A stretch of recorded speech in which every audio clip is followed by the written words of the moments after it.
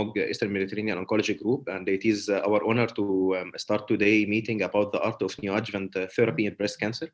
We have a great faculty with us. We with our moderators, Professor Mohammed Shenawi. He is the Vice President of Ghana University and a Professor of Surgery at Ain Shams University. He is one of the pioneers in breast cancer surgery and breast cancer research with a lot of publications. And Professor Ahmed Abdelhadi is Professor of Clinical Oncology at Mansoura University. Let me start with the first speaker, Professor Rola Shaheen. Professor Rola Shaheen is a consultant radiology at Pitfall Medical Center at Ontario, Canada. Professor Rola is a lot of experience in the breast imaging and breast intervention, and it is our honor to introduce her with the first talk, inshallah. She will talk about the journey of breast imaging during the neoadjuvant therapy. Please, Dr. Rola, you can start.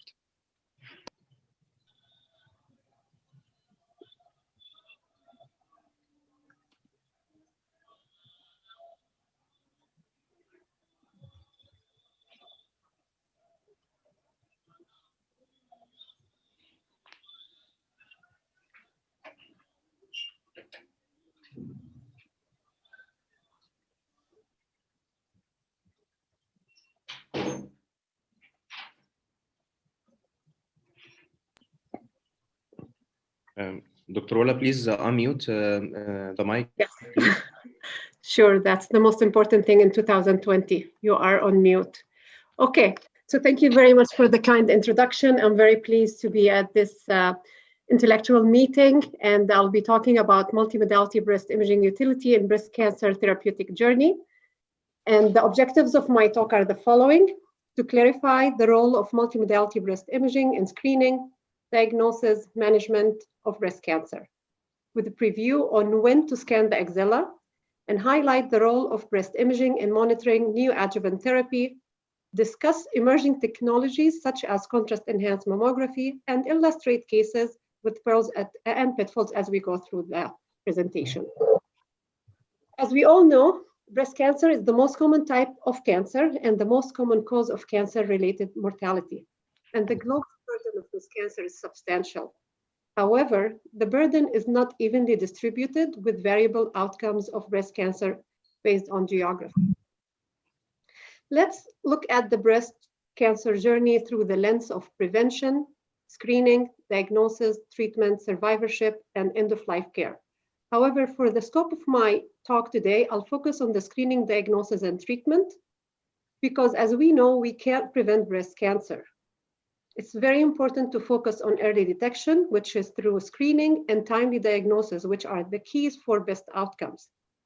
Due to screening and improved therapeutics, we have seen decreased breast cancer mortality rates in the past 20 years almost, or even I would say 30 years. It's important to consider breast cancer as a heterogeneous disease with multiple different pathologic subtypes. Therefore, there will be different therapeutic paradigms. This is very important when approaching breast cancer treatment and understanding how its outcome will prevail. Starting with screening mammography, as we know, it's the cornerstone for early detection of breast cancer. And as I said earlier, the decline in breast cancer mortality since 1990 is mainly due to the early detection through screening and improved therapy. However, we are all aware of the limitations and challenges coming with screening mammography, due to breast density, the fragmented screening programs, variability of quality of the programs with limited access to resources, and other barriers such as the international barrier of fear and the confusing guidelines for our patients. Let's start to unpack basically the challenges. So as we know, breast density is a risk factor. As you can see here to the right of the screen, this patient is with extremely dense breast and obscured cancer somewhere. However, the patient on the left, you can see here, it is basically you can easily spot the small cancer, which is few millimeters, because the patient has scattered fibroglandular densities. But despite that, despite the limitations of mammography in dense breast, it's still very useful to have a mammogram for this type of woman, because you can still detect the suspicious clustered microcalcifications, and the architectural distortion. And I'll show you a couple of examples for that. This is a patient who was called back from screening mammogram in 2019, because as you can see, compared to previous in 2010, there was a new faint cluster of microcalcifications with the MAG view here. You can see it there. We have seen two clusters of microcalcifications. One of them was suspicious, ended up with a stereotactic core biopsy, and the patient actually had DCIS. And on MRI, the extent of disease was much more than what anticipated on the mammogram. So this patient, as you can see here, there's area of enhancement in the outer breast, and ended up with right mastectomy in February 2020, and she's awaiting reconstructive surgery. So without the screening mammograms, we wouldn't have known that this patient had that large extent of cancer. Another example here, this is a young woman, 40-year-old, lactating for 14 months with a palpable lump. As we know, lactating breasts are very hyperdense on screening mammogram, yet when a patient has a lump during pregnancy or lactation, we still work them up with mammograms at the right age. You can see here at the BB, there is an obscured mass. With spot compression views, you can see that there's a speculated mass with some calcifications. Patient was taken to ultrasound, and on ultrasound, obviously you can see the irregular hypoechoic solid mass with echogenic foci, internal vascularity. This patient ended up with an ultrasound-guided core biopsy that showed high-grade invasive ductal carcinoma and DCIS. Patient underwent lumpectomy, chemotherapy, and radiotherapy. Now, yes, the dense breast can be a nightmare with screening mammograms. However, there are emerging technologies that are going to help us actually have more confidence in telling the patient that they don't have cancer. This is a recent example for contrast-enhanced mammography for one of our patients, where you can see it's extremely dense on the regular 2D mammogram. However, with contrast-enhanced mammography, it's a pristine, quiet breast, and we were more confident telling the patient that there are no suspicious findings. So it might be the answer. Also, when we talked about the challenges, we entertained the fact that there are fragmented screening efforts, and it's very important to join them all under one umbrella for the organized cancer screening programs to reduce the impact of breast cancer. So we will need national and organized breast cancer screening program with an overarching integrated mammography quality management program, and have that program actually target overcoming the barriers for screening mammography and access to diagnostic assessment. So this would start by awareness, as we know, which a lot of Middle Eastern programs are working very hard on that, so that women would have access for better care. We're lucky in Ontario, where we have Ontario Breast Screening Program, which basically actually addresses two things: the women at average risk and women at high risk. Also, we do have a quality management program that started a couple of years ago, and now it has been with OBSP.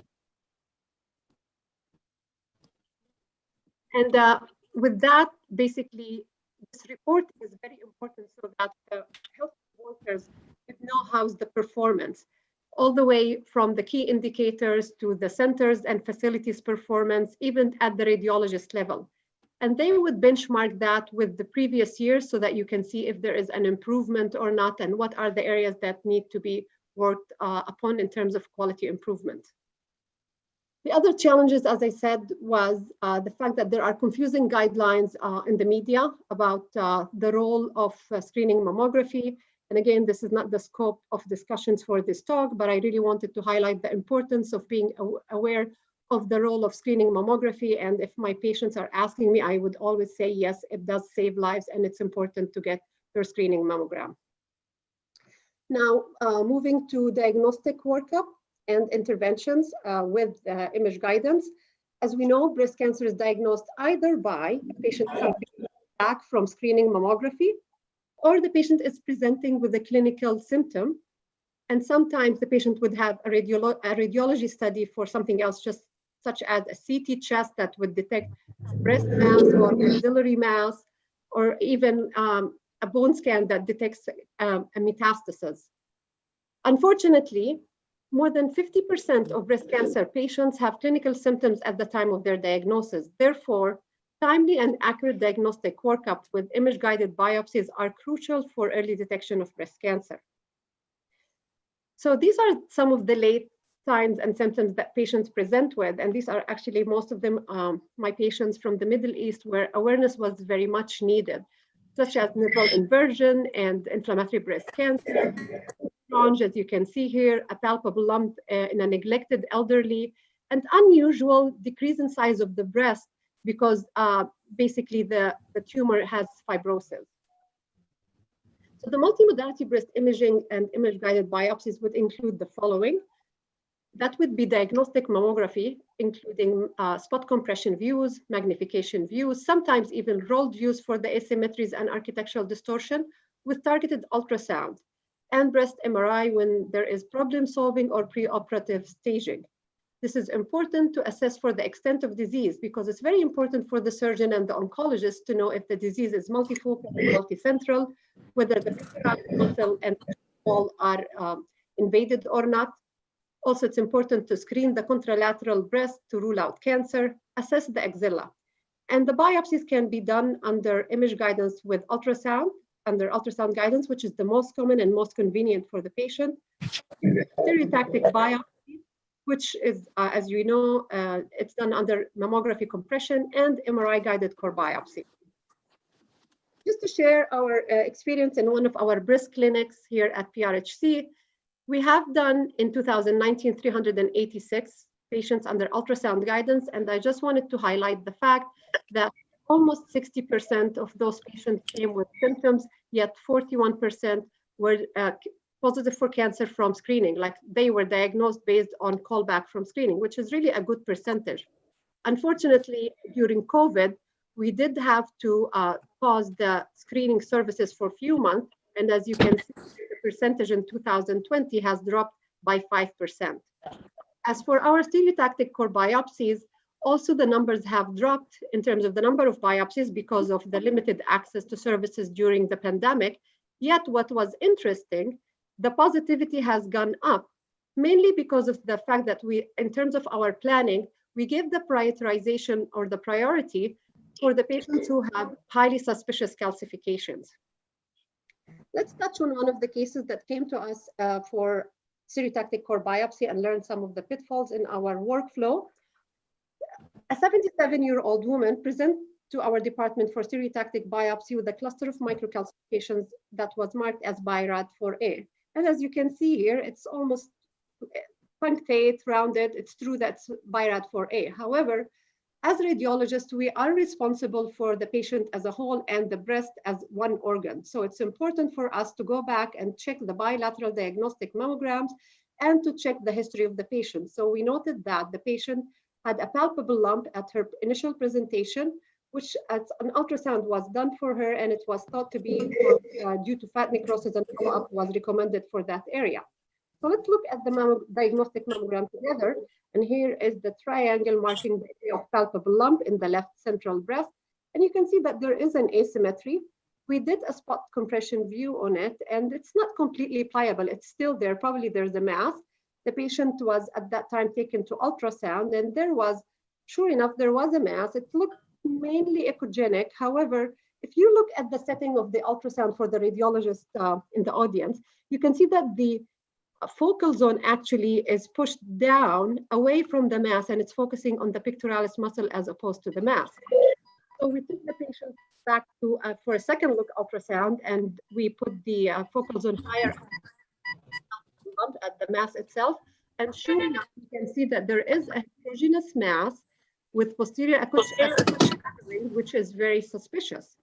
At that time, we decided to go ahead and do the biopsy. We left post-biopsy clip, and that was an invasive ductal carcinoma.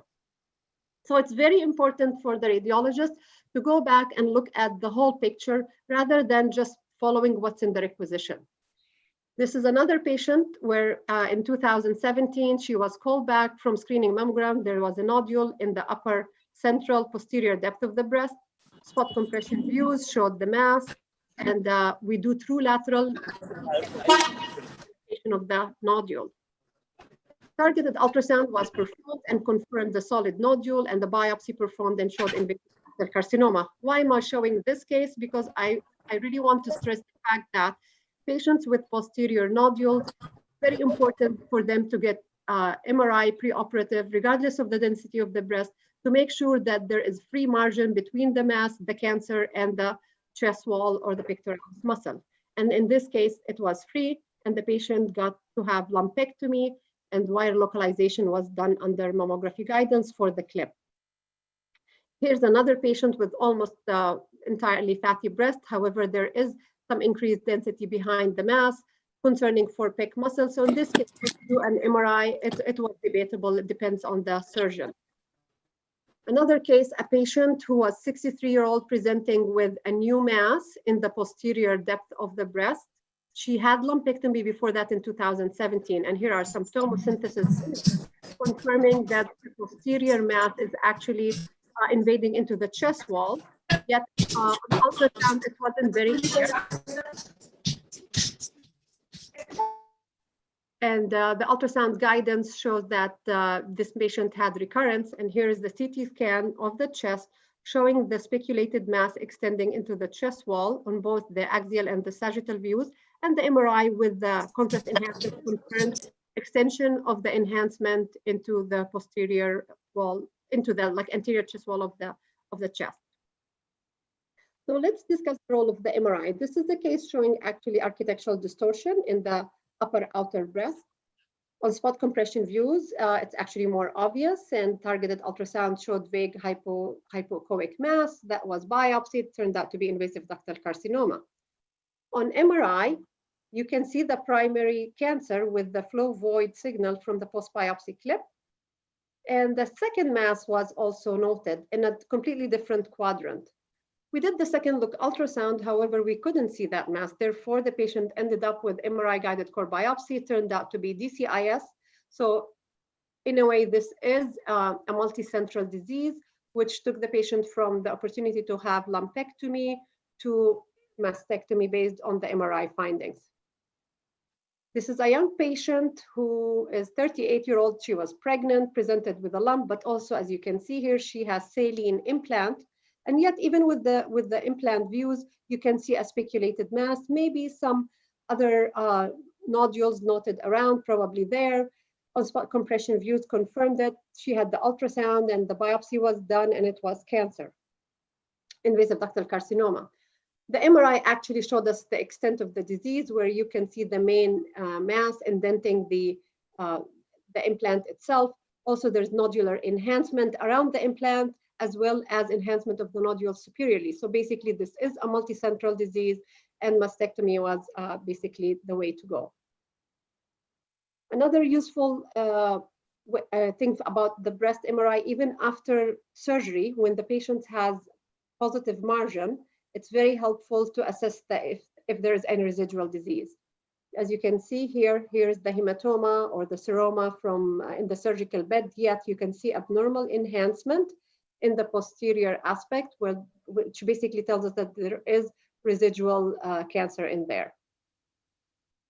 I would like to talk a little bit about scanning the axilla and how's the new approach now to this, because basically we need to balance the common practice of automatically scanning the axilla in the setting of suspected breast cancer, because we were trained as radiologists. Whenever we see a suspicious mass, our reflex is to go and check the axilla and see if there is an increase in size of the cortex thickness.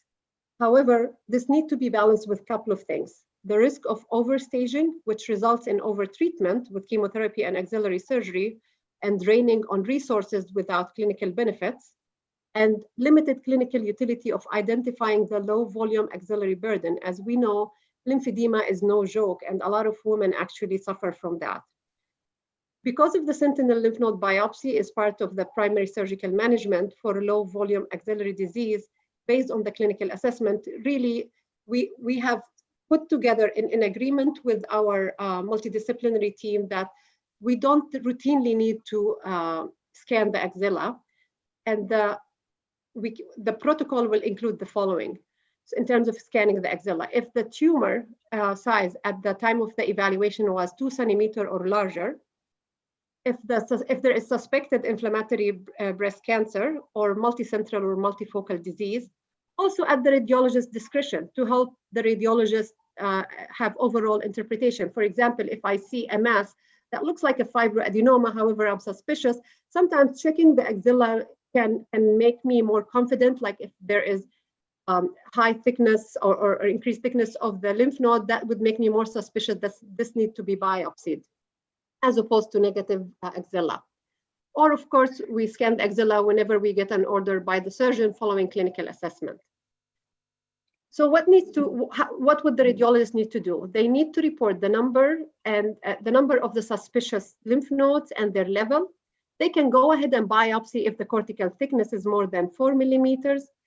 Also now with the Z11 study, and again, this is beyond the discussion of this talk, we go ahead and do the biopsy and put a clip in the lymph node whenever the suspicion is BI-RADS 4C or 5, like highly suspicious or highly suggestive of malignancy.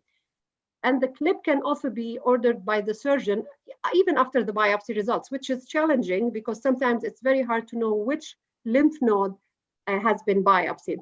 And I do recommend trying to use a clip that you can see under ultrasound because basically that would be the way to localize the lymph node after the cortical thickness dissolves. And it's best to use something that can be visible under ultrasound, for example, using the hydromark, because it would look like fluid collection. Now, let's go to monitoring the neoadjuvant therapy. So by definition, if the treatment is being administered to the breast cancer woman before surgery, it is neoadjuvant. And the therapies available, as we know, either local regional therapies such as surgery and radiation, and the adjuvant therapy can be chemotherapy or endocrine therapy, which my colleagues are going to discuss. But the essentials for imaging of neoadjuvant therapy response are the following. We need to work up the bilateral breast and the whole body imaging to know the stage of the disease. And when we do the follow-up to assess for the response of the treatment, we have to use the same imaging modalities so that we can compare apple to apple. It's very important to consider contrast-enhanced breast MRI whenever it's available because it does have the highest accurate diagnostic assessment for the primary tumor, especially with its vascular and kinetics capabilities. And when you combine that with clinical examination, mammography, and ultrasound, we will get the best results. Because of the limitations of the conventional methods, and these are the physical examination, we know that the accuracy is only 57%, which is low compared to mammography, that is 74%, and ultrasound is 79%.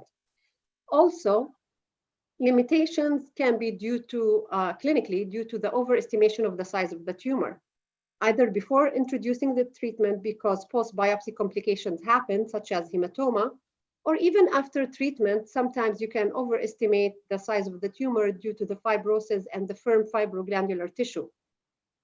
And keep in mind that interval loss of the palpability after treatment does not rule out the residual tumor because still imaging is essential to see the non-palpable findings. This is an example for a patient who had a stereotactic core biopsy, ended up with a large hematoma that would give a false impression that the tumor is large enough, and this was the aspirated hematoma.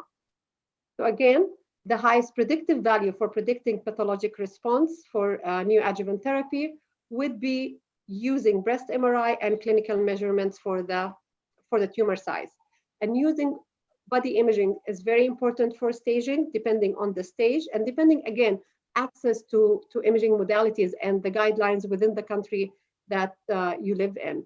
So in North America, mostly they would use PET scan. However, in Ontario, we don't actually have that kind of recommendation because we don't have access to a lot of PET scans facilities to do a workup for breast cancer patients. So we end up doing a lot of CTs, such as abdo-pelvis and chest and head. And sometimes also, obviously, we will have to do bone scan. And this all happens in discussion through multidisciplinary care. So multidisciplinary approach is the way to go. This is an example of a bone scan. abdopelvis scan, coronal views, axial image through the head. And actually for the head, to rule out metastasis, we prefer MRI when possible, if there is access to it. And here's a chest axial image on bone windows.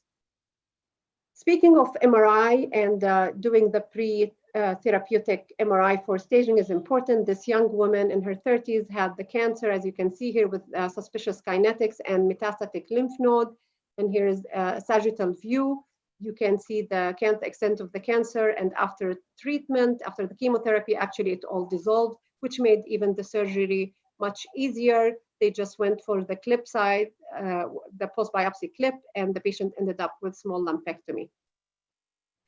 Another case here, this is actually a recent case, an unfortunate 50-year-old woman presented with diffuse hardening in her left breast in September 2020. She had previous left breast cancer treated with lumpectomy in 2017, and as you can see here, there are multiple asymmetries. And on targeted ultrasound at 2 o'clock at the area of main palpable mass, you can see a solid hypoechoic mass with posterior acoustic shadowing. And this was biopsied and turned out to be invasive ductal carcinoma with ER, PR, and HER2 positive. But on further scanning, there were numerous abnormal hypoechoic nodules throughout the breast. Like the sonographer went to number 16 and 17. So it was all over the breast, and that was inoperable. And the patient ended up starting on neoadjuvant therapy in September.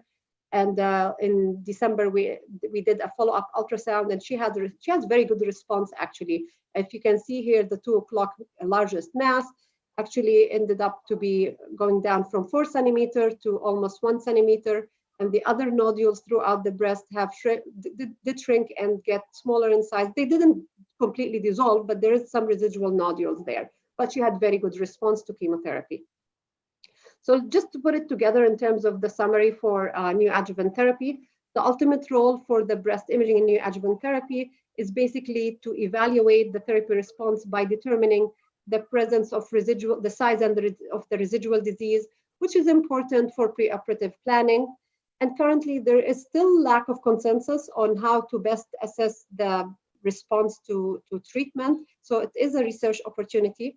And also it's very important to incorporate the patient outcome to highlight the added value of the accurate multimodality breast imaging in the treatment of patients undergoing neoadjuvant therapy.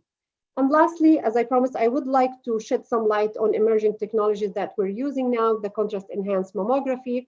It's actually a supplementary tool that I find it very helpful, and it is competing with breast MRI because, as you know, breast MRI is very expensive, and it's not available at universal level, while mammography is, and adding the contrast to it will not be very difficult, especially if people are using it in CT. It's very similar to CT, but it gives us the added value of neovascularity concept that we have in MRI.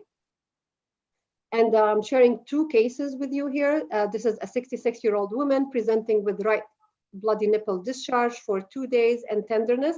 She does have heterogeneously dense breast, and we couldn't see anything on mammography, but we did do targeted ultrasound for the right retroareolar region. Sure enough, she does have some dilated ducts. We couldn't tell if there is intraductal lesion, so we decided to add the contrast to the mammography.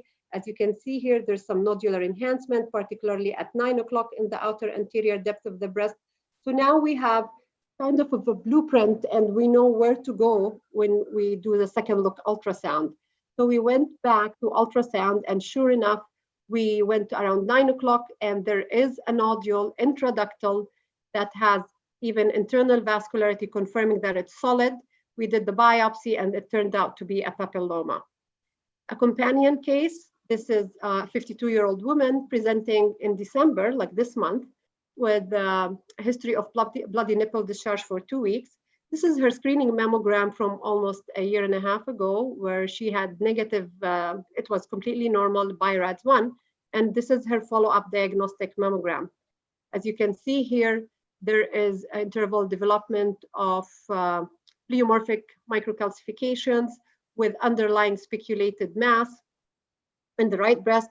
We took her to ultrasound, and sure enough, there is an irregular mass with posterior acoustic shadowing.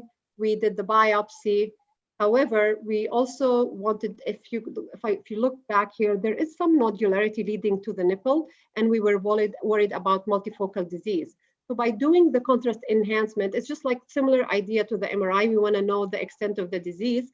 You can see that there is actually nodular enhancement leading all the way to the nipple, which would explain the bloody nipple discharge. So really, we feel like this woman doesn't need the MRI for preoperative evaluation. Contrast enhancement was good enough, and hopefully the surgeons and the oncologists would be comfortable with these imaging modalities to act accordingly. So in summary, the multimodality breast imaging is essential for providing accurate diagnosis for breast cancer. Timely imaging of diagnostic workup is necessary for early detection of breast cancer. Multidisciplinary care is the way to go for optimal management. Neoadjuvant therapy requires accurate staging and follow-up imaging. The new emerging technologies such as contrast-enhanced mammography may have the potential of universal utility to flatten the curve of global burden of breast cancer. Thank you very much for listening, and we're going to go for the next speaker soon.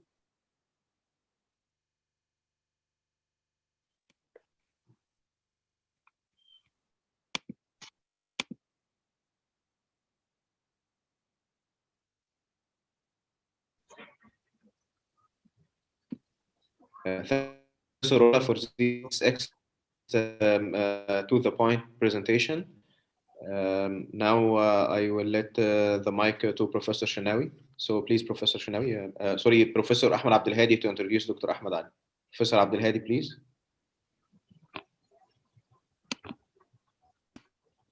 I am glad to introduce my dear colleague, Professor Ahmed Ali, lecturer of clinical oncology, Zagazig University. He will talk with us why neoadjuvant treatment is a standard treatment for HER2 plus or positive early breast cancer. Please, Dr. Ahmed. Okay, thank you, Dr. Abdelhadi, for your introduction. My task today is to cover a very important topic: why neoadjuvant treatment in a special subtype of breast cancer, which is HER2 positive early breast cancer, not advanced breast cancer.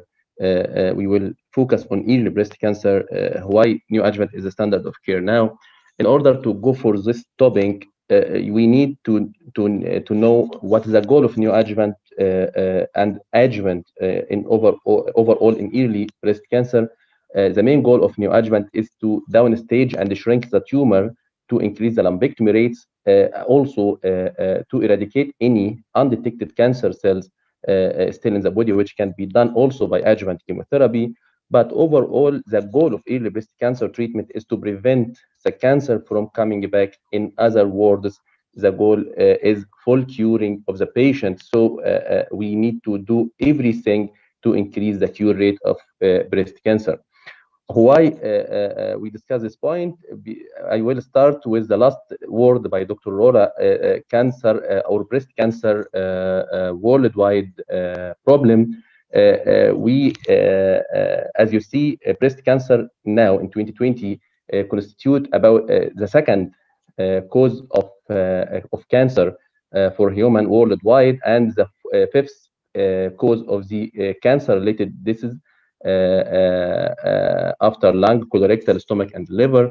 But when we focus on Egypt, we found that the incidence of breast cancer nearly the same worldwide, by the mortality rate in Egypt near the double the mortality rate worldwide. So I think in Egypt we need to treat patients more intensified treatment enough, and increase the screening and prevention of breast cancer.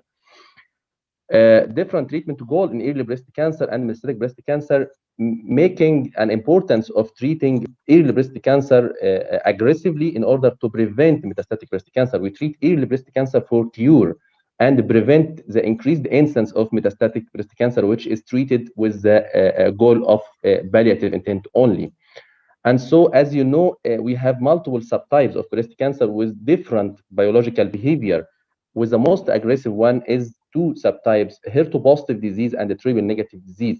And so if we focus on these two subtypes during the treatment with a personalized treatment for two special subtypes, we may increase the cure rate of breast cancer, especially HER2-positive disease. Why HER2-positive disease? Because HER2-positive disease constitute about 20% of total number of breast cancers, affect mainly younger population.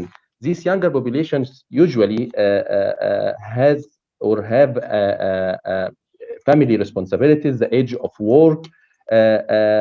So it has a major problem, not only the disease, but also to the full family. Also, HER2-positive disease is an aggressive behavior, even in small and node-negative disease need aggressive treatment. So this is the problem of HER2-positive breast cancer, aggressive disease, affect young age female. We need to move to the other thing, is the concept of neoadjuvant. Is the neoadjuvant treatment will improve the survival in the HER2-positive early breast cancer or not? Neoadjuvant breast cancer has a major concern between surgeons, mainly in the past 5 years, based on this long-term outcome meta-analysis that comparing direct adjuvant treatment versus neoadjuvant treatment. And this meta-analysis revealed that there is no difference between neoadjuvant and adjuvant regarding survival and distant recurrences, as we see, but it given a result is that neoadjuvant treatment increased the local recurrence rate versus adjuvant treatment. And so neoadjuvant treatment was not popular among patients at the time due to this result. But when we focus on this meta-analysis, we have many concerns and limitations for this meta-analysis, because this meta-analysis conducted during 1983 and 2002. At this time, there is lack of accuracy and of older imaging techniques to assess the clinical staging of the disease. Also, data about risk factors for local recurrence not present in these trials, like axillary response, like post-operative radiotherapy data, like margin or data about the margin. Also, at this meta-analysis, a major problem that patients that achieved clinical complete response didn't proceed for surgery, and these factors may affect the result of this meta-analysis. And so this statement present in the NCN 2019 that some studies suggest that increased risk of locoregional recurrence following the use of preoperative chemotherapy. These trials analyzed using chemotherapy regimens that are no longer standard now, didn't include targeted therapies, and didn't use modern imaging technique, and some used non-standard locoregional management care should be taken to follow the procedure outlined in this meta-analysis. And so National Surgical Adjuvant Breast Project, well-known figure, Dr. Fisher, well-known to Dr. Shinnaw and Dr. Karim, is a big figure for surgery, conducted this trial, B18 trial, which is the first trial designed to test the neoadjuvant chemotherapy. And the primary objective of this trial is to assess if we use neoadjuvant chemotherapy 4 cycles EC before surgery, will increase the lumpectomy rates and didn't affect the survival of the patient versus surgery with adjuvant for EC. And the result was positive. Neoadjuvant 4 cycles AC decreased the incidence of positive lymph nodes and increased the lumpectomy rates with the same survival. What's very important in this trial is this trial gives data about a new endpoint for trials of the neoadjuvant, which is called pathological complete response. Investigators in this trial noticed that there is some patient achieve pathological complete response after 4 cycles of EC, and those patients achieve pathological complete response have a better outcome regarding disease-free survival and overall survival versus patient didn't achieve pathological complete response. And so they proceed for another trial to intensify the neoadjuvant treatment by adding 4 cycles of docetaxel after the 4 cycle of EC in order to increase the number of pathological complete response. this is a primary objective for this study B27, and the result also was positive. There is increased of number of pathological complete response with the adding of docetaxel after 4-cycle AC in the neoadjuvant setting. So the concept of neoadjuvant treatment was correlated with the concept of pathological complete response. So patient achieved pathological complete response in P18 and B27 were compared to patient that didn't achieve pathological complete response, and regarding disease-free survival for those patients and overall survival, and the result was positive. There is improved disease-free survival and overall survival for patient achieved pathological complete response than those didn't achieve pathological complete response. And so a new concern for any trials in the neoadjuvant setting is the definition of pathological complete response, and it is already to be confirmed that it associated with long-term outcome regarding disease-free survival and overall survival. So FDA gave a call for collaboration with the American group and the German group to establish a new trial to confirm the correlation between pathological complete response after neoadjuvant chemotherapy and long-term outcome regarding survival and disease-free survival. This meta-analysis conducted by Patricia Cortazar, including 12 international trials, about 10,000 patients, 61% of them are T2, 46% of them are node-positive disease. This meta-analysis testing the pathological complete response definition and also the association between achievement of pathological complete response and improving survival of patient, and the result was positive. We FDA define or gave a definition for pathological complete response based on Patricia Cortazar meta-analysis, that the patient to be achieve pathological complete response should have no residual invasive disease either in the primary lesion or in the axillary lymph node after surgery. And as we see, there is improved outcome for patient with PCR versus patient no PCR, either in the disease-free survival or overall survival. But this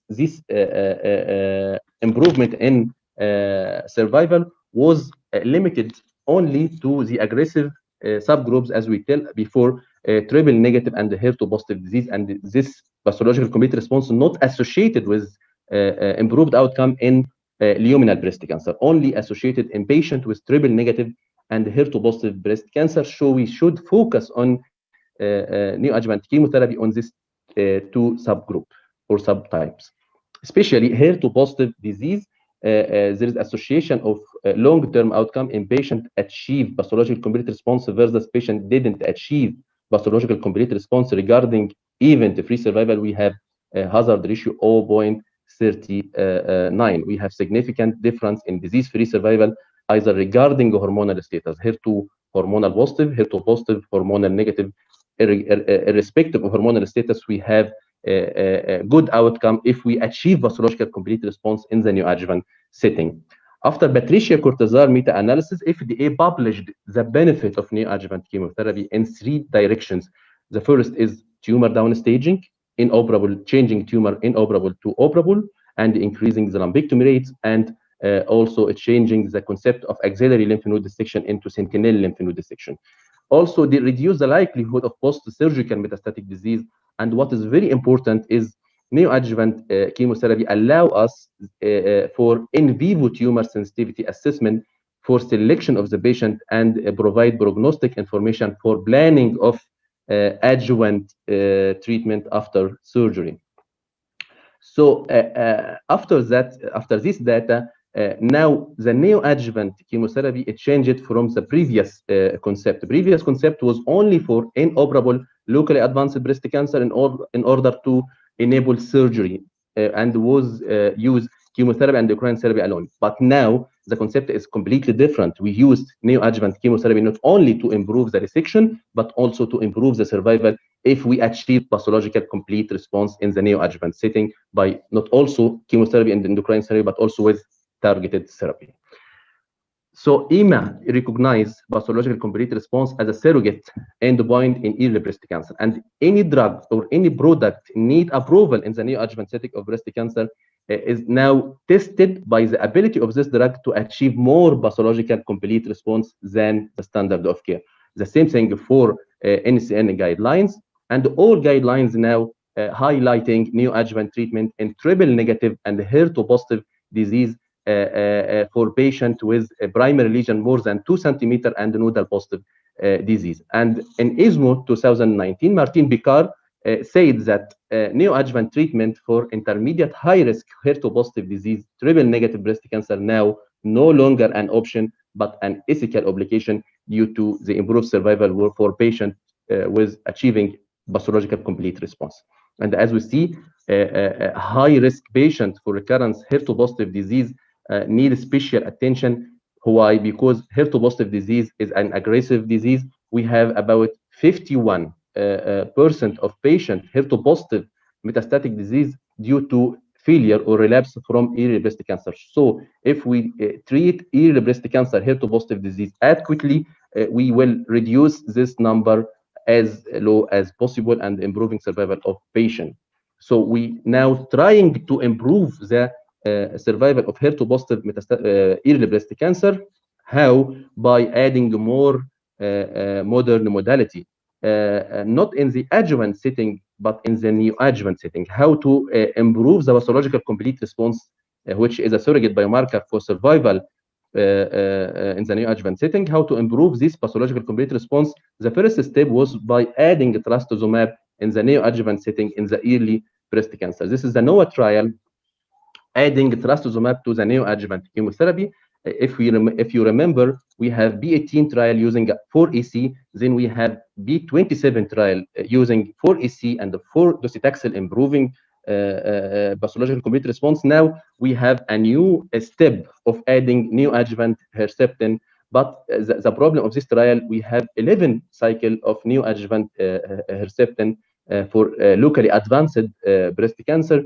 And the trial was positive. We have improving the percent of pathological complete response with adding Herceptin versus chemotherapy, doubling the pathological complete response rate, 40% versus 20% for chemotherapy only. But still we have problem.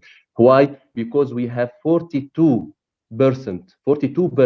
of relapse during the five-year follow-up of NOAA trial. So we need to do more for those population in order to improving the curve of survival for those population. So we thinking about why some patients are resistant to trastuzumab by what's called dimerization with HER2 in the other hair families. So we prevent dimerization by adding pertuzumab in order to prevent the resistance to Herceptin. And this is tested by NewSphere trial, which leading to approval of adding Perjeta to Herceptin in the neoadjuvant setting. This trial is a phase 2 trial, has 4 arms.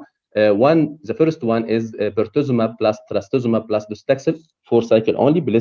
Please focus on this design, 4 cycles only in the neoadjuvant setting. The second arm, Herceptin docetaxel. Third arm without chemotherapy, Perjeta plus Herceptin 4 cycles, or without Herceptin, Perjeta only plus docetaxel 4 cycles. And the result is adding pertuzumab to trastuzumab and the chemotherapy double the pathological complete response rate versus Herceptin only. We have 40% versus 21% pathological complete response. So every step in the neoadjuvant setting increase the pathological complete response that we have mentioned before is associated with longer outcome, either disease-free survival or overall survival. In my opinion, it is very interesting to see 11% of pathological complete response without chemotherapy in this arm, Perjeta plus Herceptin alone.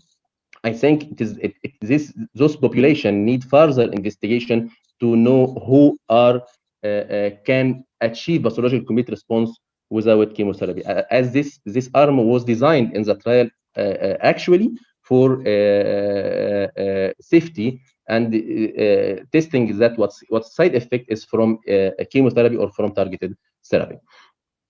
But this is the maximum success occur in neoadjuvant setting is adding trastuzumab or pertuzumab to trastuzumab, improving pathological complete response. But NeoSphere trial, as I mentioned, have 4 cycle of chemotherapy plus targeted therapy. So if we increase the cycle of targeted therapy, if we change the type of chemotherapy in the neoadjuvant setting, will improve the pathological complete response or not? This is the idea of Trifina trial. Trifina trial using 6 cycle of treatment before surgery, either first arm pertuzumab plus TCH protocol, which is anthracycline-free protocol, 6 cycle of targeted therapy plus 6 cycle of docetaxel carboplatin. The second is 3 cycle anthracycline FIC, followed by 3 cycle of Perjeta, Herceptin, docetaxel, or using anthracycline plus targeted therapy and docetaxel for 6 cycle. Trifina trial also showing an improvement of pathological complete response. If you remember, NeoSphere trial was 40% pathological complete response. Here with TCH protocol plus pertuzumab, we achieved 63% of pathological complete response. So if you omit anthracycline, you may also achieve a good pathological complete response, but I think this should be subgroup of TOPO2A gene which benefit more from anthracycline. Also, if you have a cardiac problem or cardiac risk for your patient, you can use TCH without anthracycline plus pertuzumab. Another protocol for neoadjuvant setting with pertuzumab plus trastuzumab in the neoadjuvant setting is Bernice trial, which is health insurance in Egypt using this protocol. Dose dense AC or FIC followed 4 cycles, followed by pertuzumab plus Herceptin with paclitaxel or docetaxel for 4 cycles. Actually, if we remember NeoSphere trial and the Trifina trial, we complete the trials with the adjuvant setting with Herceptin only disease, with Herceptin only treatment in the adjuvant setting, 1 year. Here in the Bernice trial, we use in the adjuvant setting Perjeta plus Herceptin in whole population. And the problem at this trial is we collect all patients after surgery and putting those population for Perjeta Herceptin for 1 year. Whatever the patient achieved pathological complete response or didn't achieve pathological complete response. Please focus on this point. All trials testing neoadjuvant dual blockade using dual blockade in the neoadjuvant and in the adjuvant setting Herceptin only, or dual blockade for the all patient irrespective of response to neoadjuvant setting, and it was a problem for survival. This is the pathological complete response rate in the 2 arms. It's near 60% like a Trifina trial. This is a result of the 3 trials of neoadjuvant chemotherapy. And so what's called, what I mentioned now is the impact of adjuvant after neoadjuvant treatment with dual blockade. Perjeta in the neoadjuvant guideline recommendation, all guidelines now recommend dual blockade for tumor more than 2 centimeters or node positive disease as Perjeta label. And now pathological complete response, when I tell my patients that you have after neoadjuvant chemotherapy, targeted therapy, you have now pathological complete response, it looks like light at the end of the tunnel for my patient.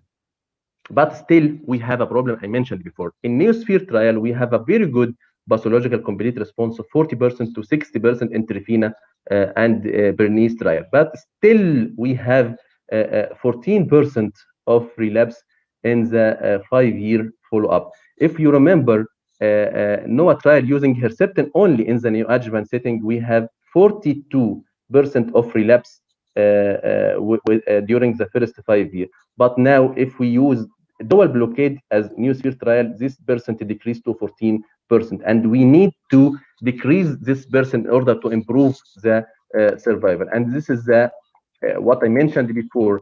You must maintain pertuzumab Herceptin in the adjuvant setting for initially node positive patient, HER2 positive disease, early breast cancer. Why?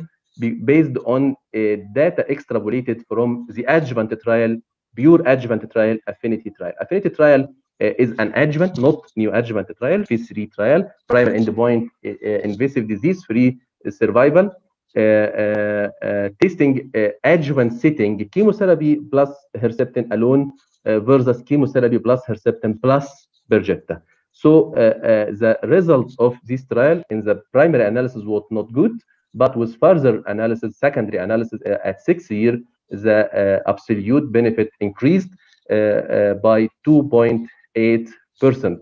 This benefit is mainly for node positive subgroup, and there is no benefit for node negative subgroup. And this is the reason that all guidelines now recommend to continue Herceptin Perjeta in patient initially before neoadjuvant chemotherapy targeted therapy was node positive. If the patient at presentation was node positive, you should give dual blockade plus chemotherapy in the neoadjuvant setting. And if the patient achieved pathological complete response, you should proceed for continuation of pertuzumab and trastuzumab in the adjuvant setting. But if the patient initially was node negative, you can de-escalate the adjuvant treatment with Herceptin only for low risk patient.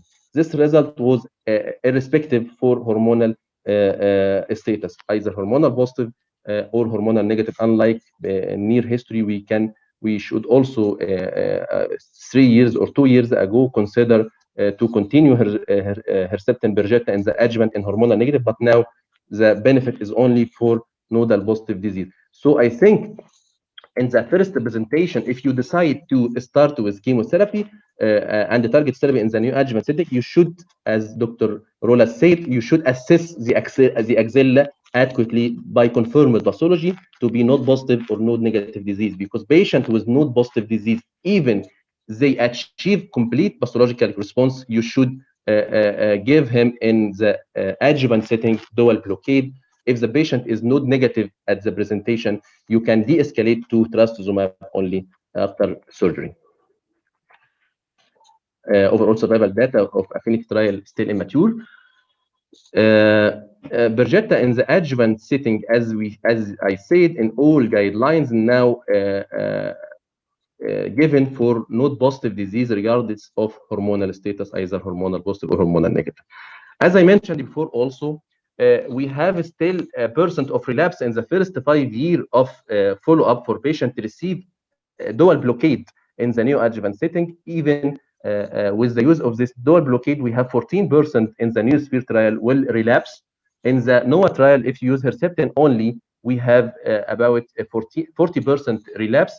This is because we didn't personalize treatment according to the response of neoadjuvant chemotherapy.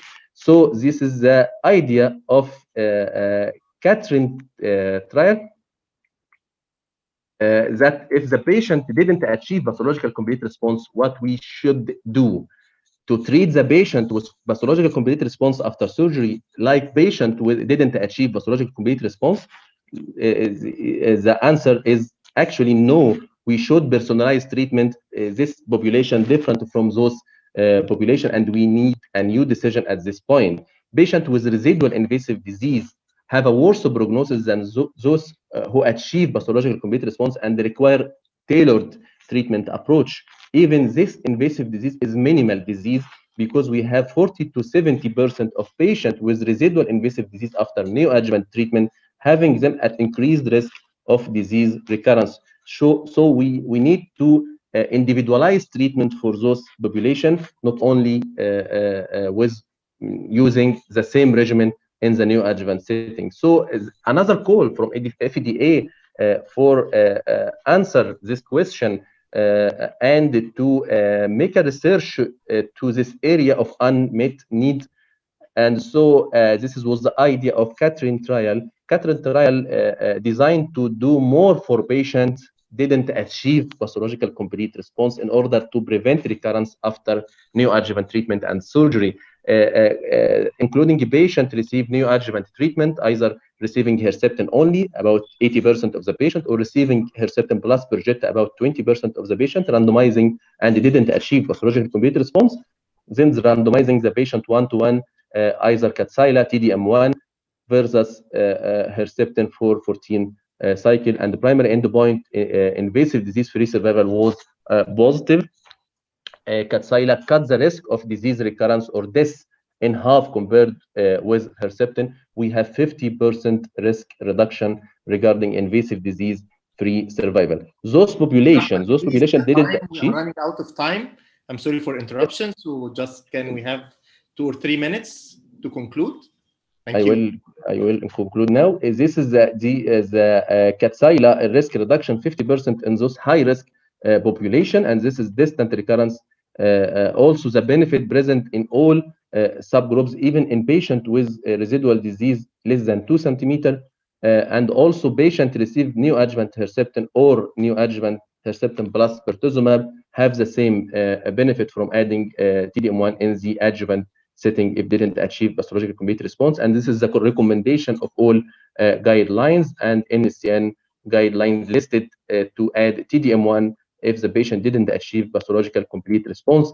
This is the conclusion diagram. If the patient is presented with node positive disease, receiving dual blockade 4 to 8 cycles, and then surgery if achieve pathological complete response, low risk, low node negative disease, Herceptin only in the adjuvant, high risk Herceptin plus pertuzumab in the adjuvant. If the patient has a residual disease, you should proceed for TDM1 in the adjuvant. Thank you for your attention.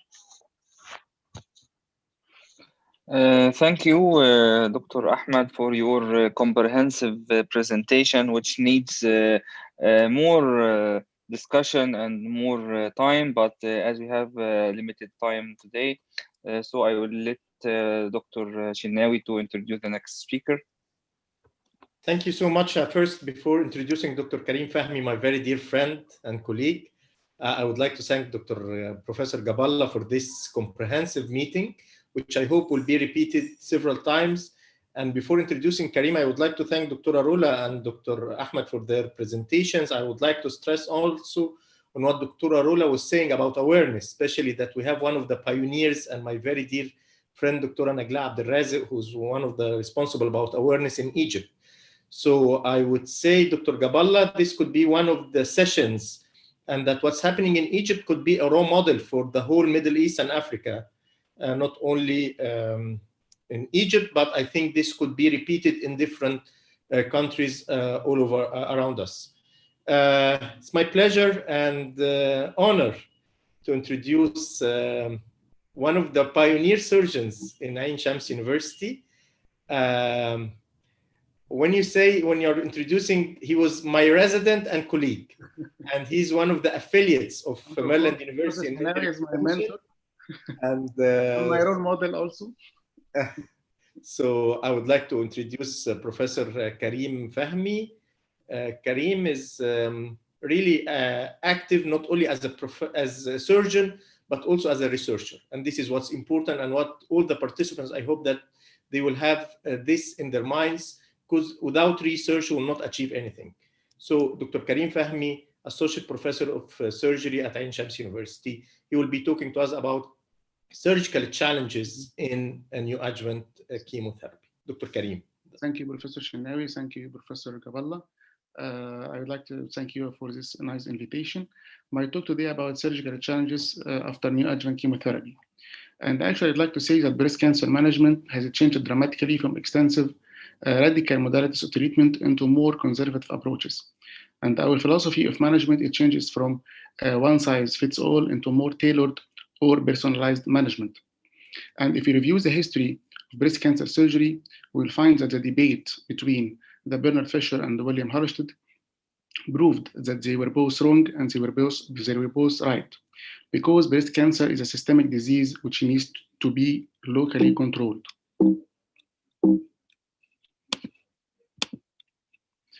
And now we are in the era of neoadjuvant systemic treatment, and we all know that the indication of neoadjuvant systemic treatment has expanded to include not only patients with T3 and T4 tumors or node positive patients, but also patients with HER2 positive or triple negative patients, even with smaller tumors.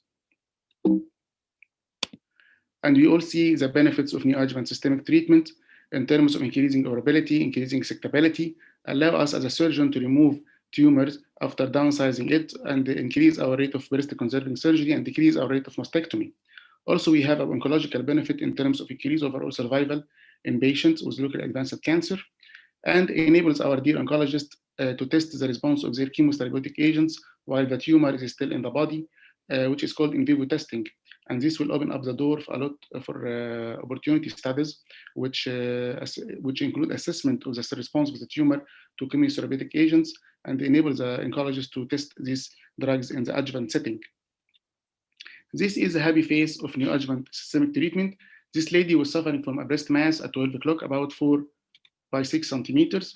Clipping was done and the patient received the neoadjuvant systemic treatment. The mass showed complete response and wiring was done, and we were able to resect the tumor down to pectoral fascia. Even more, we were able to reduce the size of the breast. We performed what's called inferior pedicle reduction mammoplasty, and everyone was happy. But everything comes with a price, and the price of neoadjuvant systemic treatment is usually and only paid by surgeons, because we know that the response to neoadjuvant systemic treatment may be a favorable response, which is concentric shrinkage in the size of the mass, and sometimes fragmentation happens. And by fragmentation, the tumor here is no longer a continuous structure. It's formed of multiple islands of tumor cells scattered within the original volume of the tumor.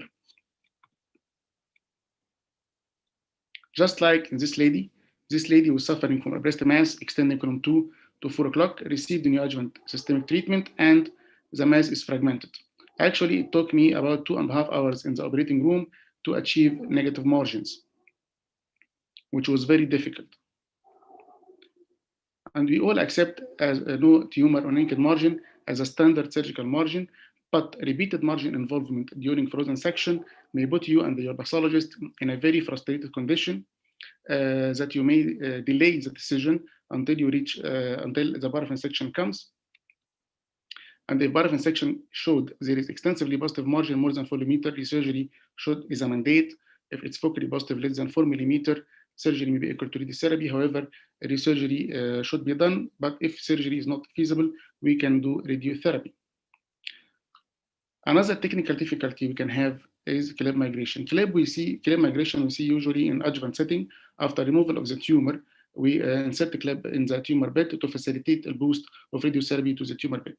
But in the neoadjuvant setting, usually we clip the tumor before the neoadjuvant treatment, because many tumors with aggressive behavior, such as T1 and T2 and the HER2 positive triple negative tumors, usually show very good response to neoadjuvant systemic treatment and usually showing complete response. And this surgery is very boring surgery actually for us as a surgeon, because after the mass disappeared completely, we do what's called clipectomy. And by clipectomy, the clips is inserted into the center of the mass, and during surgery, you put a wire and you drag the wire until to reach the clip. And there is a debate between us as a surgeon whether to see the clip or not to see the clip, because if you open up the tumor down to the clip, it means that you open up the core of the tumor, and if you didn't see the clip, you could be out near or outside to the right, to the left of the tumor. So to see the clip or to see it is a question, a very important question. So of course we have disadvantages.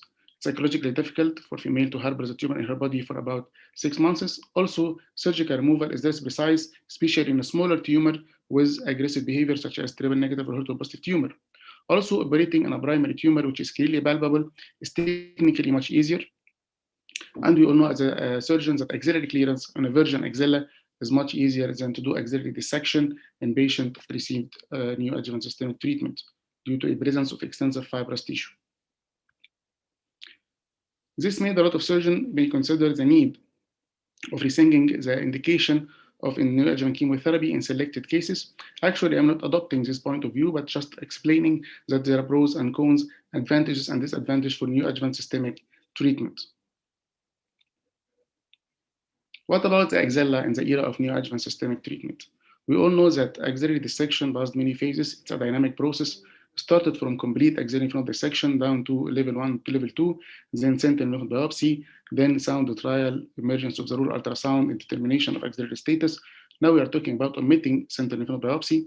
And in the era of neoadjuvant systemic treatment, we do what's called targeted axillary dissection. If the patient has clinically positive lymph node, we clip the lymph node and After surgery, we do sentinel. After chemotherapy, we do sentinel lymph biopsy, remove the cleft and the sentinel lymph node. We are hoping in the future also to omit axillary surgery at all, because the philosophy of breast cancer is always to try to get a less treatment aggressive decisions, because sometimes less is more. This doesn't underestimate the importance of axillary dissection. Axillary dissection is important in terms of disease control, in terms of as a prognostic factor, but actually the importance of axillary dissection as a prognostic factor is usually declining by time, with the emergence of increasing interest in tumor biology. But what are the limitations of sentinel lymph node biopsy in neoadjuvant setting? We have many limitations. First limitation, the high false negative rate. There is a very high false negative rate if you do sentinel lymph node biopsy in patients with clinically palpable lymph node, because if the patient has already clinically palpable lymph node, this lymph node could be malignant, could be reactionary. And when you inject the dye into the primary tumor, the dye will not travel to this lymph node because it's malignant. This means that the lymphatic pathway is obstructed by malignant cells, and the lymph node will not take the dye. Also, in the same situation, if the lymph node is reactionary, the macrophages are saturated and it will not take the dye. So your dye will travel into another lymphatic channel, leading to will go to another lymph node. You will obtain this lymph node and retrieve it, and the center for histopathology, it will be negative. And this is responsible for a very high false negative rate if you apply sentinel lymph node biopsy in a clinically palpable lymph node. This is one of the limitations of sentinel lymph node. But is the high false negative rate you do in neoadjuvant setting is reflected in terms of increased incidence of local recurrence? Let's check this. If you go back to B32 trial, we will find that the false negative rate of sentinel lymph node biopsy, if you obtain one lymph node, is 18%. This means when you leave 18% of your patients with axillary metastasis behind, and the incidence of local recurrence in the axilla is not 18% of cases, it's only 1.5% of cases. Also in Z11 trial, we all know Z11 trial. Z11 trial recruited patient with clinically and radiologically negative axilla, T1, T tumor, and randomized them into sentinel lymph node biopsy versus axillary lymph node dissection, and also 30% of the patients included in the trial, about 300 patients, were left with axillary metastasis behind, and the incidence of local recurrence in axilla didn't exceed 1.5% in cases. Same results obtained from Sanomac trial. This trial has the same result of Z11 trial, but actually it included different T population to overcome the weakness in Z11 trial, because Z11 trial included only T1 and T2 tumor only. Again, one of the main difficulties in implementation of sentinel lymph node biopsy in neoadjuvant setting that you cannot apply the rules of Z11 trial. If you have one or two lymph nodes, macrometastasis in two lymph nodes, according to Z11 trial, you should omit axillary dissection. If you have more than two lymph nodes with macrometastasis, you should complete axillary dissection, but you cannot apply this in the neoadjuvant setting. In neoadjuvant setting, if the patient has clinically node positive patient and receive neoadjuvant, and this turned into clinically node negative patient, you have to do, if sentinel biopsy, even if there is only one lymph node positive, you should go for complete axillary dissection. This is one of the trial, Enisma trials, undergoing trial. Its result may show that even if patient with 3 lymph node macrometastatic, you can omit axillary lymph node dissection. So we have fact, despite leaving metastasis in axilla in 33% of patients, which is considered by many as under staging or under treatment, there is no decrease in survival and no increase in local recurrence. Even more, sentinel lymph node biopsy technique itself is not a complication-free procedure, because we still see numbness, tingling, paresthesia, shoulder pain after sentinel lymph node biopsy. And this is why, because I am a surgeon, and I can tell you many of surgeons usually do slight axillary dissection during the procedure of sentinel lymph node biopsy, because it's psychologically difficult for any surgeon to stop his mosquito from hunting the axilla when he opens up the axilla. This is the guideline. If the patient has clinically node positive patient receiving neoadjuvant treatment and turn it into still positive axilla after neoadjuvant systemic treatment, axillary lymph node dissection is a gold standard. If the patient clinically node positive turn it into clinically node negative, we can do sentinel lymph node biopsy, but any remaining positivity in the axilla should be treated aggressively by axillary lymph node dissection. And if the patient is initially clinically negative patient and received neoadjuvant systemic treatment for any reason, due to tumor biology, HER2 positive or triple negative, we can do sentinel lymph node biopsy, of course. This is the NCCN guidelines. In conclusion, I will try to say that adjuvant chemotherapy has pros and cons, and do not touch axilla approach is on the horizon. And also there is a paradigm shift in axillary breast cancer treatment from treat all except toward treat none unless. Thank you.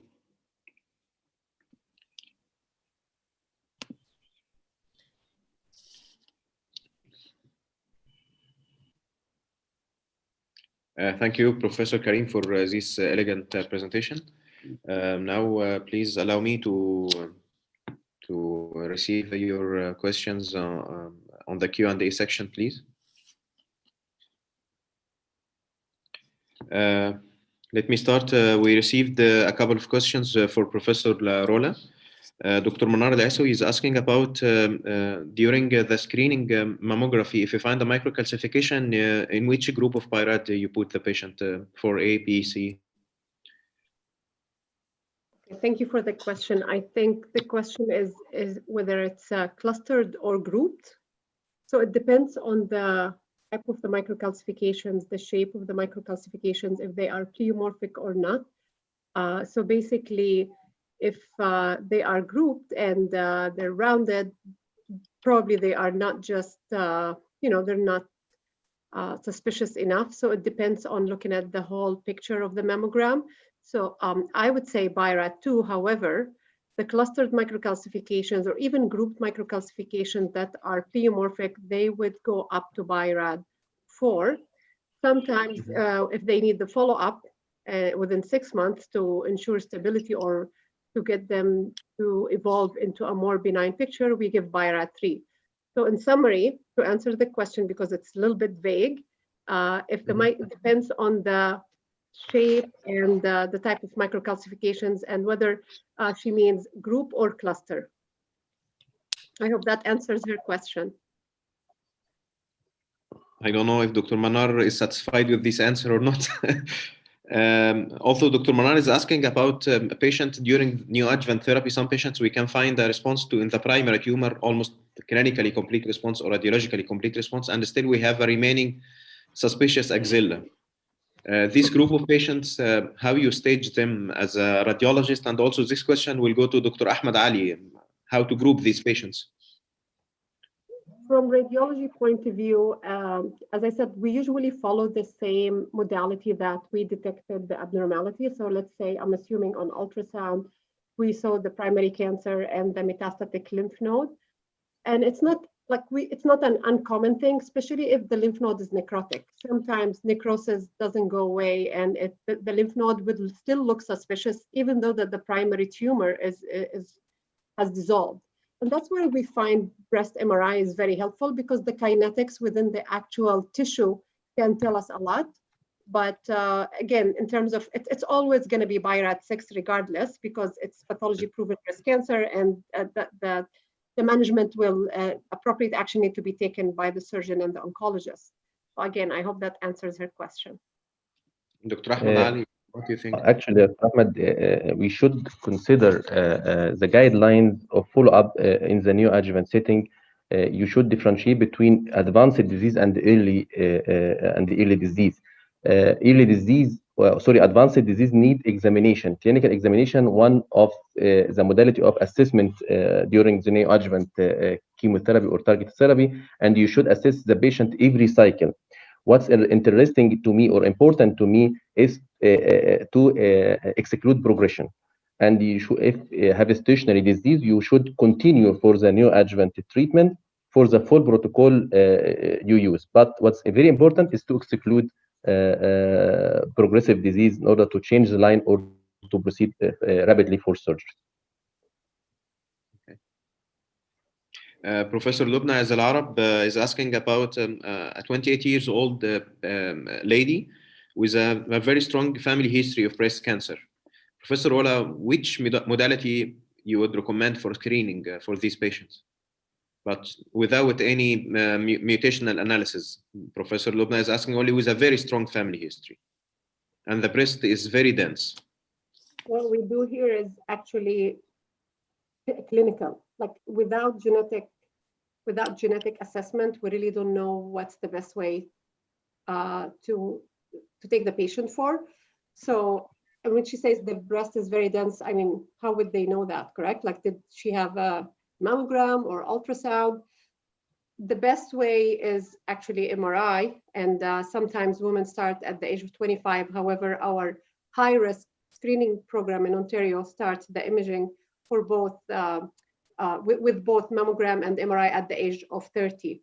So the 28 is just at the cusp. So it depends on the genetic, I would say, the genetic workup of that patient. And I would stick with clinical evaluation at this point and taking the patients for genetics. And based on that, starting at the age of 30, both mammogram and MRI would be the way to go. Okay, thank you, Professor. Dr. Ahmed Ali, we have a question from Professor Lubna. As we know that in neoadjuvant setting for early breast cancer, we start from the tumor size of 2 centimeters. Professor Lubna is asking if we have any data about neoadjuvant in tumor less than 2 centimeters. Actually, all trials in the neoadjuvant setting excluding patient less than 2 centimeters due to the very low incidence of metastatic disease in this stage, as long as axilla is negative. But there is some subgroup in the affinity trial in the adjuvant setting having a patient less than 2 centimeters, showing lack of benefit for those population for dual blockade as long as the axilla is negative. So you think there is no benefit from neoadjuvant therapy in this group of patients? As long as axilla is confirmed to be negative. Yeah, okay. Dr. Karim, you can ask your question to Professor Rola yourself. Yes, I want to ask about what is the main difference between contrast-enhanced mammography and MRI. I actually asked one of radiologists in our MDT team, and she answered that MRI is characterized by high false positivity because it spotlights on many things in the breast which is not significant, and you have to be able to take MRI guided biopsy from all these lesions because most of the lesions may be not significant at all. Contrast-enhanced mammography, she said to me that it's preferred over than MRI in such conditions. I want to know what's your opinion. Okay, that's a very good question, and actually it's a hot topic this year at RSNA, the Radiological Society of North America. There was a debate between 4 prominent breast imagers, what the role of which is better, like contrast-enhanced mammography versus breast MRI. Now we have to know that contrast-enhanced mammography is actually a kind of relatively a new technology compared to breast MRI. Breast MRI remains to be kind of superior given the fact that a lot of research and evidence-based medicine has been done compared to contrast-enhanced mammography. Yet there are a lot of benefits coming along with contrast-enhanced mammography. Number one is the fact that it is available more at universal level. As I said, more than MRI, is cheaper. You have the patient in the department, you can have it. Both MRI and contrast enhancement mammography can evaluate at vascular level, but MRI is superior because it can evaluate the kinetics. And as you know, when we make our decisions in terms of the suspicious findings on MRI, it's based both on morphology and the enhancement kinetics, which we don't have that with contrast enhanced mammography. Although, again, it's still a very promising technology, and it's supplementary, and more research needs to be done. Now, in terms of the biopsy, yes, MRI have the advantage that if you see a lesion that's questionable that you cannot see on MRI, you can go back and biopsy it under MRI. But I do think now there is work in progress with some, probably it's still waiting for approval, contrast enhanced mammography guided biopsy, so that if we see a lesion that we cannot find on second look ultrasound, it can still be accessed through contrast enhanced mammography guided biopsy. So I guess it's coming up, and it is a very promising, easy to implement program. We're still in our baby steps at our center, so I really cannot, I'm not the expert on that modality. yet I can see that it's very promising and helpful for our patients. Thank you. Thank you, Professor. Professor Rola, Dr. Ahmed, Professor Ahmed Izzat Isa is asking about a question near the question of Professor Karim. He's asking, would you recommend to replace the ordinary mammography or high resolution mammography by contrast enhanced mammography in places with less experts to read the mammography? Again, I have to say I'm not the expert of contrast enhanced mammography, and I would say my answer to this, no, not yet, because I do feel mammography is the most used modality for screening, and it's available. And even like to increase the confidence level for the extremely dense breast or the heterogeneously dense breast, it has to be in the context of comparing it to the 2D mammography for the radiologist. It's not a CAD. It's not like a helpful or secretary that would help us detect the cancer more. It needs to be done in the context of the 2D mammography as well. Dr. Ahmed Ali, question from one of the attendees. He's asking you if you have a HER2 positive patients, is a histological type, whether it is ductal or lobular, will differ in the decision of neoadjuvant treatment? I think it is very low incidence of lobular carcinoma in HER2 positive disease, and this is more for hormonal treatment for hormonal positive disease. But actually, if there is combined pathology in ductal and lobular, I think we go for the more aggressive HER2 positive protocol for those population. Thank you.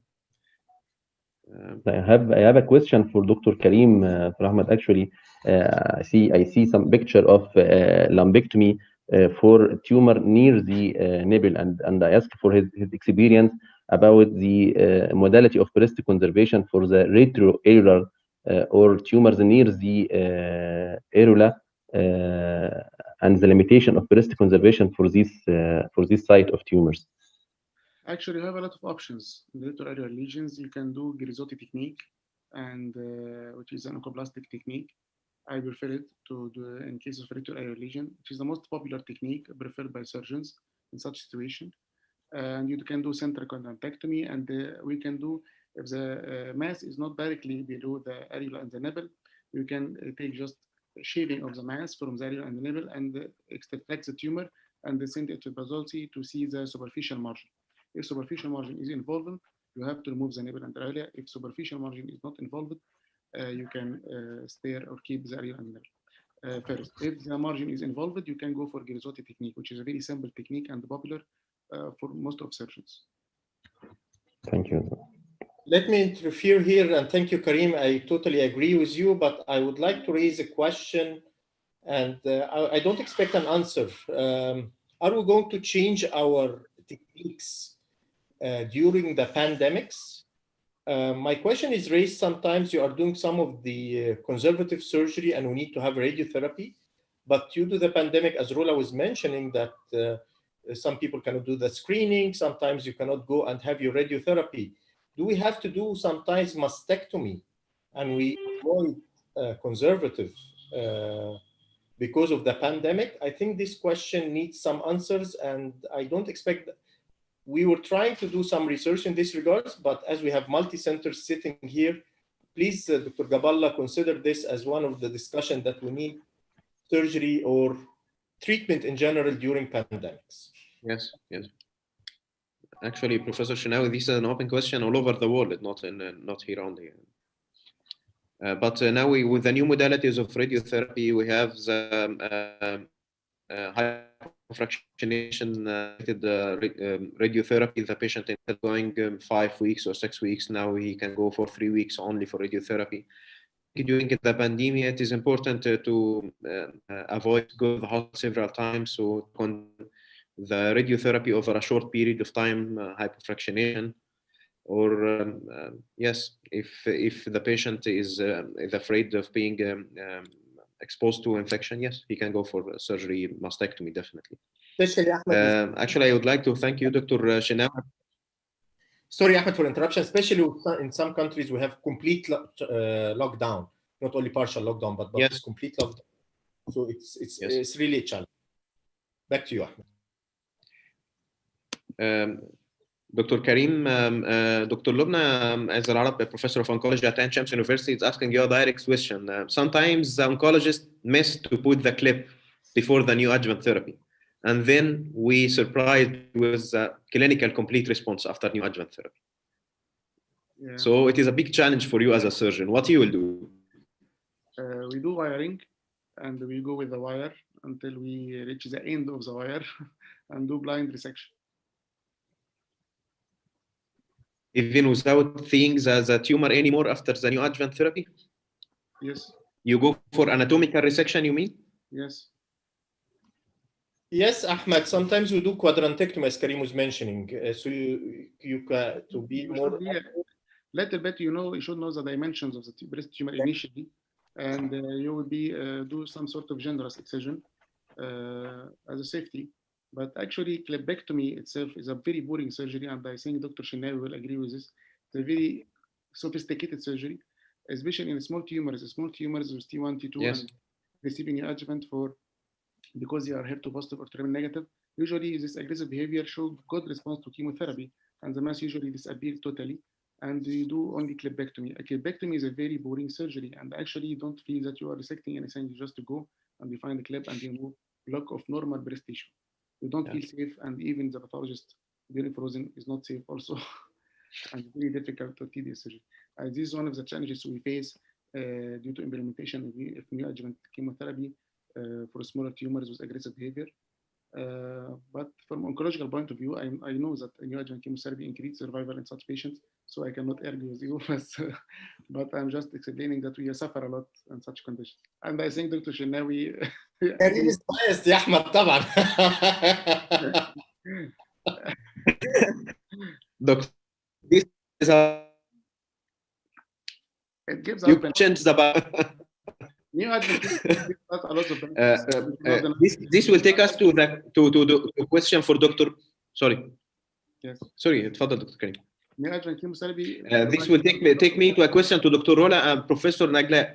When to put the clip, before starting the treatment or after achieving part of the response?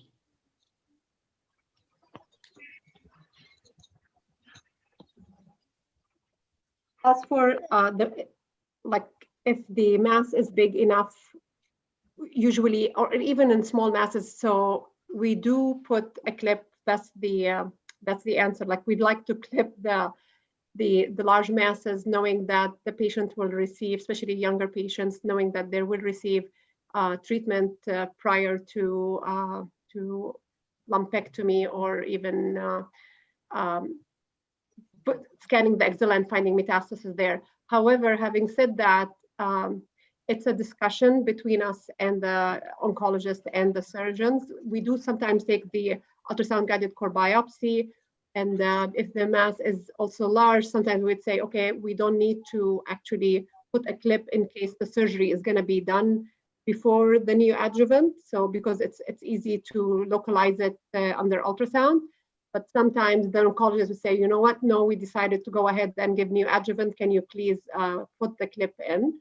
So again, as I said, it's a multidisciplinary approach. So it depends on how much you know your multidisciplinary team and understanding what type of treatment your team is going to take. So it's not an issue. The issue sometimes is with clipping the lymph nodes, going back and clipping the lymph nodes after taking a biopsy. That would be a challenge, so that you can tell which lymph node actually was biopsied. That would be the challenge. Dr. Nagla, if you want to...